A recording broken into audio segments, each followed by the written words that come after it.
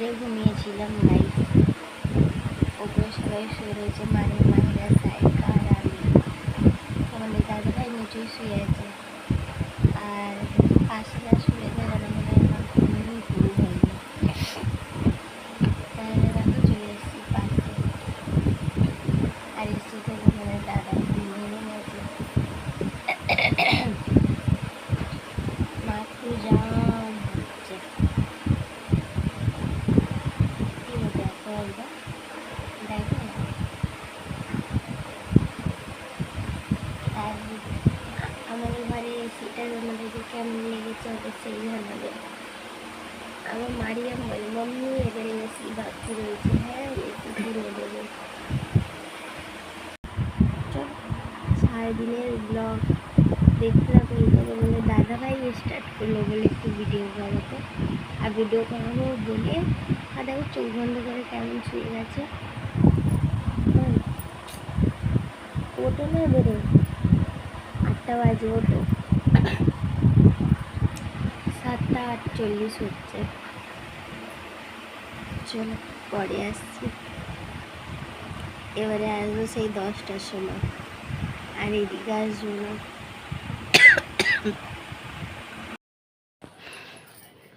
এই দেখো গাইস, আমার মেয়ের গরম হতে শুরু করে দিয়েছে, খালি ফ্যানটাকে অফ করেছি বলে, ঠিক আছে, ভিডিও করব বলে, ফের কাঁদে। ভিডিও করব বলে আমি বললাম একটুখানি বন্ধ করে দিই, আর এই ফ্যানটাও তো বন্ধই আছে। এটা হচ্ছে আমাদের এসি, গরিবের এসি। কাপড়গুলো দেখো ধুয়েছিলাম, শুকিয়ে গেল, আর এই কাপড়টা হচ্ছে আমি পরেছিলাম। আর যা গরম, আর এখন তোমাদের সামনে কখন এসছি না, 3টের সময়। তোমাদের দাদা আমি এনেছিলাম, আমফাম খাওয়া হয়ে গেছে, আর যা বেঁচেছে এই বোলের মধ্যে রেখে দিয়েছি। রান্না করেছিলাম আজকে, এই দেখো, পটল আলু ভাজা, আর এতে হচ্ছে মাংস। এই দেখো, ঠিক আছে, মাংস রান্না করেছিলাম। এতে হচ্ছে ভাত, এতে হচ্ছে ডাল, ঠিক আছে, ডাল ভাত, আর গরুর গোশ কষা, আর পটল আলুর ভাজি। আর যাই হোক, সব ঘরে এরকমই হয়ে রয়েছে। এবারে একটু শোবো। আর সায়কা রানী গেছে একটু পটি করতে, আর মারিয়াম রানী গেছে হচ্ছে পড়তে, ঠিক আছে। আর আমি এই মুহূর্তে পাখা অফ ছিল বলে এমন থাক, পাখাটা অফই থাক, পাখাটা অফই থাক, আমি একটু ব্লগটা করে নিই। তো আমার মেয়ের একদম গরমেতে হাই পাই হচ্ছে, আর আমার এত গরম হচ্ছে, আমি সকাল থেকে তোমাদের সামনে আসতে পারিনি। সেই যে ঘুমিয়েছিলাম তোমাদের সামনে তখন এসেছিলাম, দাঁড়া না। তো যাই হোক, আমার অবস্থা দেখতেই পাচ্ছ, আমার খুব গরম। আর চুড়িদারটা নিয়ে উঠে পড়েছিলাম, ভাবলাম আজকে সারাদিনটা মেনটেন করবো পরে, কিন্তু পারলাম না, আবার নাইটি পরে নিলাম। দেখো এই চুড়িদারটা, এর ওড়নাটা নিয়ে আছি। তো যাই হোক, চলো আবার সেই সন্ধ্যাবেলা করে আসবো। ফ্যান অফ করা একদমই যাচ্ছে না, ফ্যান অফ করে যে ভিডিওটা করবো একদমই পারছি না আমি। তো যাই হোক, চলো তোমরা দেখতে থাকো, আবার পরে আসবো। এই দেখো গাইস, চা করছি, ঠিক আছে। এখানে দেখো মারিয়াম সাইকা গাড়ি নিয়ে পড়ে আছে, দেখো, আরও দেখো বালিশ।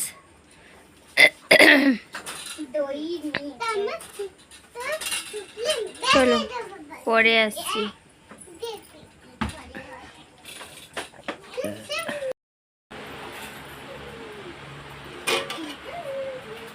দেখো তো বন্ধুরা,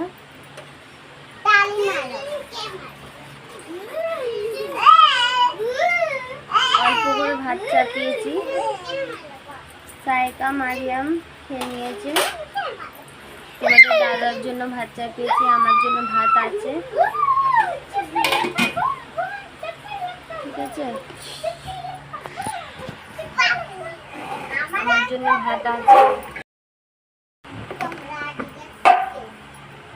শুধু তোমাদের দাদা ভাইয়ের জন্য ভাতটা করেছি, আমার ভাত আছে, আমার হয়ে যাবে। সায়কা মারিয়াম খেয়ে নিয়েছে, এদের আর টেনশন নেই, আমার ভাত হয়ে গেলে শুধু দুধ ফুটিয়ে নেবো। দুধ ফুটিয়ে নিলে আমার কাজ ফিনিশ। এখানে 9:05 হচ্ছে, তোমাদের দাদাও তাড়াতাড়ি চলে আসবে।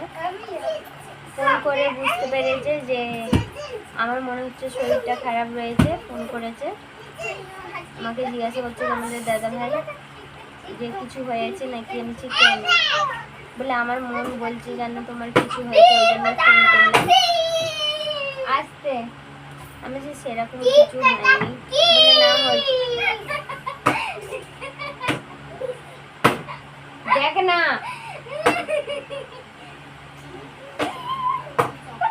ভেঙে যাবে না গাড়িটা। চামচ রাখ।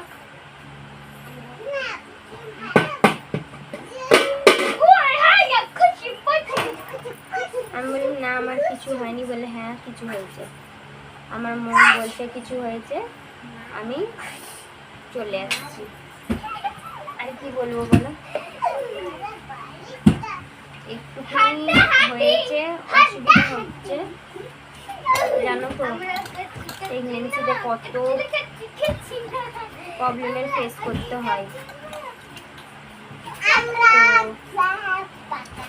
সেটাই তাই জন্য বললে আমি চলে আসছি। আমার আর ভালো লাগছে না, আমার মন বলছে যে কিছু হয়েছে, আমার দরকার কাজ করে আমি এটা একটা ভাড়া মারতে এসেছি, ভাড়া মেরে চলে যাবো।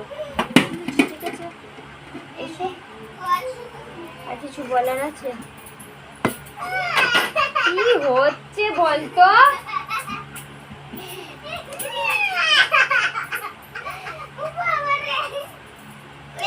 চলো যাই হোক, এবার তো এটা শুরু রইলই কান্নাকাটি।